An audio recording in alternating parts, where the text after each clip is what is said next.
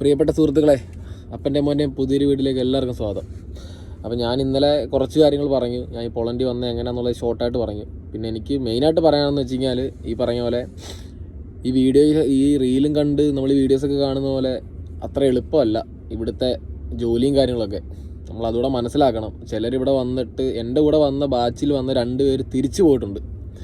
അപ്പോൾ നമ്മൾ നാട്ടിൽ ജസ്റ്റ് വണ്ടി ഓടിക്കുന്നവരല്ല, ഇവിടെ ഒത്തിരി റൂൾസ് ആൻഡ് റെഗുലേഷനൊക്കെ നോക്കി, റോഡ് നിയമങ്ങൾ നോക്കി, ഈ പറഞ്ഞ പോലെ വണ്ടിയിൽ ടാക്കോ വാലേഷനൊക്കെ അതായത് ടാക്കോ വാലേഷൻ ഇല്ലാതൊക്കെ വണ്ടി ഓടിക്കുന്ന പറഞ്ഞാൽ ഇച്ചിരി പാടാണ്. ഇപ്പോൾ എന്നെ സംബന്ധിച്ചോളം എനിക്ക് നല്ല ബുദ്ധിമുട്ടാണ്. ഞാനത് പഠിച്ചു വരുന്നതേ ഉള്ളൂ.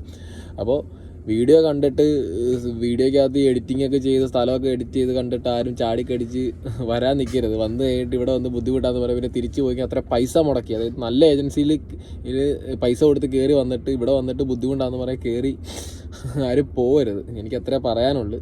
പിന്നെന്ന് പറഞ്ഞാൽ ഈ പറയുന്ന നല്ല കഷ്ടപ്പാടാണ്. ഇപ്പോൾ എന്ന് പറഞ്ഞാൽ ഞാൻ ഈ ഷർട്ട് ഒരാഴ്ചയായിട്ട് ഇടുകയാണ്. നമുക്ക് നാട്ടിലെ കൂട്ട് എന്നും കുളിച്ച് നല്ല ഫുഡും കഴിച്ച് നടക്കാനൊന്നും പറ്റില്ല. നമ്മൾ കിടക്കുന്ന ചിലപ്പോൾ പാർക്കിങ്ങിലായിരിക്കും, ചിലപ്പോൾ റോഡ് സൈഡിലായിരിക്കും, പാർക്കിംഗ് കിട്ടില്ല റോഡ് സൈഡിലായിരിക്കും. ബാത്റൂമിലൊക്കെ പോകാൻ പറ്റി കുളിക്കാനൊക്കെ പറ്റി. ഞാൻ ആഴ്ചയിലൊക്കെ ഒരു ദിവസം കുളിച്ചു, അങ്ങനെയാണ്. അപ്പോൾ അങ്ങനെയൊക്കെ കുറേ ബുദ്ധിമുട്ട് കാര്യങ്ങളുണ്ട്. പിന്നെ പണിയെടുത്താലേ പൈസ കിട്ടൂ.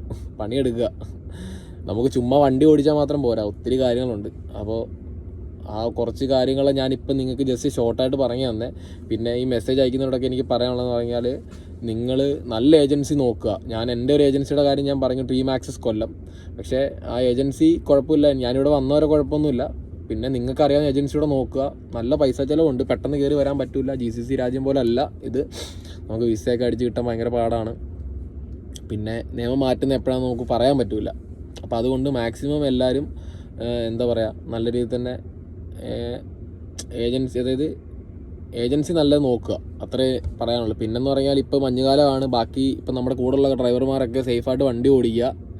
അപ്പോൾ അടുത്തൊരു വീഡിയോയിൽ ഞാൻ ബാക്കി കാര്യങ്ങൾ പറയുന്നതായിരിക്കും. Okay, by.